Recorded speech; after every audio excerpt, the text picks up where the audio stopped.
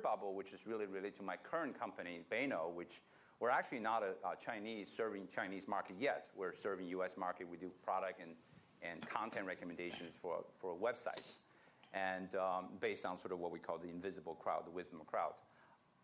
We need sort of the capital efficiency of China. We need the R&D and the IP. So we went in, basically want to start a dual R&D center. So we have our core R&D here. We also have extended R&D in China.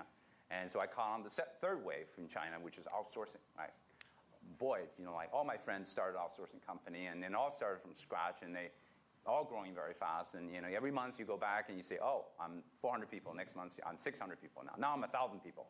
And certainly there's a lot of things going on like that, and in many other industries in China.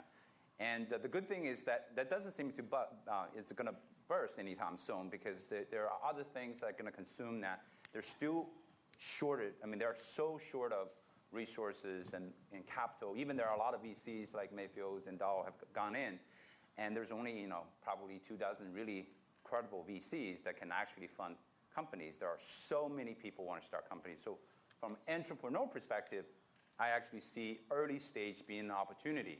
From the investor perspective, it's very difficult to figure out who is going to win, because for every concept, there's about 100 people who want to start the same company in China, and that's you just can't really know which one is going to win.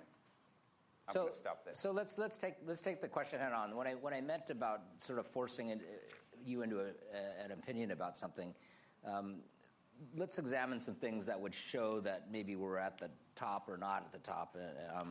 One of the things that happened during the big internet, and people also forget it's the telecom bubble burst that hurt as much as the internet bubble burst, is you started seeing characteristics of things like employee turnover, rapid rise of wages, hard time, as Pramod talked about, to hire people. And I have separate questions for the venture capitalists, but for the entrepreneurs, how are you experiencing those types of things? And what kind of turnover do you expect with your employee pool? And Pramod made a claim about 15% wage inflation.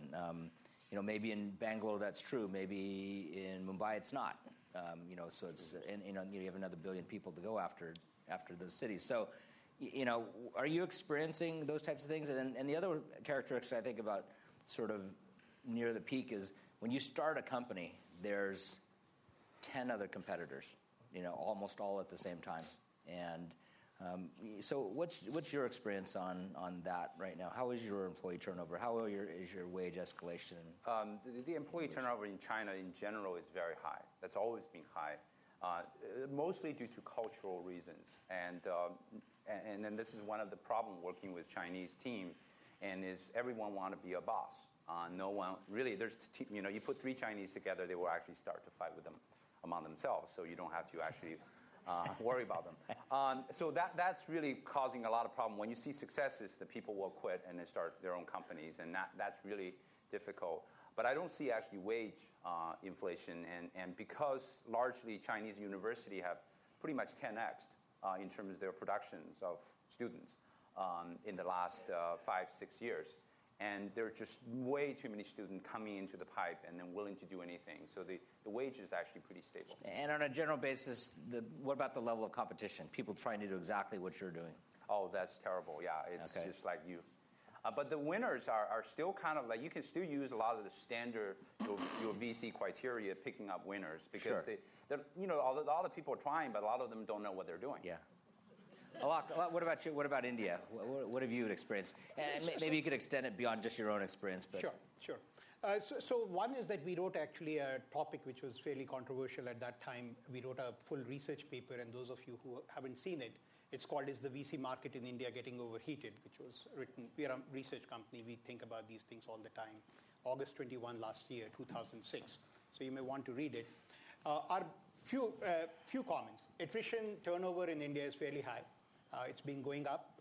Probably it will stabilize. It's around 25 to 30% if you compare it.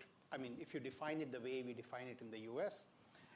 And it is actually, unlike China, where the universities are producing much faster, India, the growth rate has been only 15% a year. So there is actually shortage of actually knowledge professionals. So you have to train these people yourself. So you have to hire the right people. For example, we hired 900 people last year.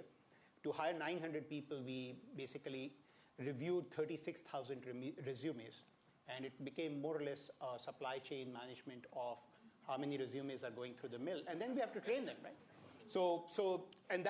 And then these people leave. So that's a very big issue in India. Will continue to be there for at least the next 5 or 6 years, maybe more, because again, unlike China, where we have an office in Shanghai, that's one of the fundamental differences we see, that the wage inflation is not there, whereas it is in India, about 14, 15% on an average. The other is competition. So I'll tell you another interesting story. So we started this company when internet had busted, telecoms had gone down, everyone thought we were stupid, and probably we are. That's a different story. But we started this company, and in India, everyone was starting call centers, and BPO companies. So whenever Economic Times or Times of India would come and say, what are you doing? We'd try and explain it to them. They say, oh, you are another BPO. So we say, everyone is a BPO. So Ashish Gupta, who is our chief operating officer in 2003, he finally said to one of these guys in Economic Times, we are a KPO. We talk about knowledge. We do our work. The more knowledgeable you are, the more money we can get from the client. Because if you're doing equities research for Goldman Sachs or Morgan Stanley, you can actually, if you're really knowledgeable, you can get $80 an hour. But if you're not, you can only get $15 an hour. And he told me about it. We wrote a paper on KPO. I mean, not only we ended up inventing the term, we actually wrote a paper. Unfortunately, little did we realize that it caused, today there are 212 KPO companies. So that's about the competition part. I mean, everyone wants to be a KPO. So I do not know, how it will work out. My own view is that India is currently in some of the consumer internet areas and currently in some of the services areas, India is overheated. However, there are many other areas, medical tourism, auto components, things which typically I would say Silicon Valley VCs do not think about, are actually very interesting areas. Areas like hotels, areas like travel and tourism. India is going through its own wave of air travel. There are only 215 airplanes domestically as of December 2006.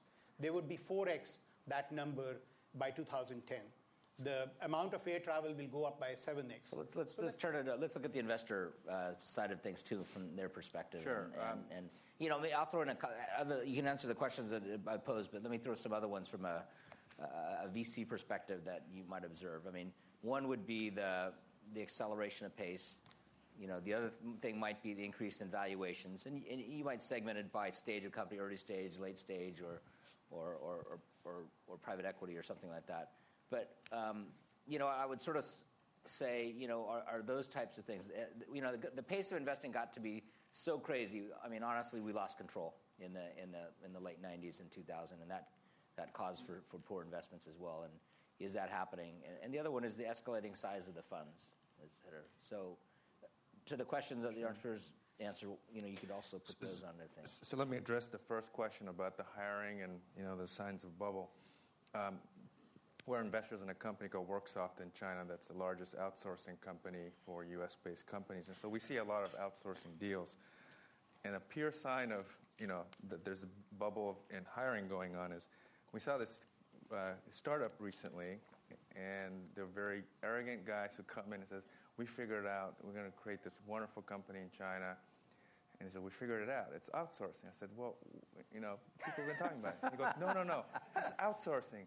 We're going to outsource to someplace else in China in the West. Meaning, we're going to build a company in Shanghai, and we're going to outsource everything to the West. So it's an outsourcing of outsourcing. And I just looked at these guys and said,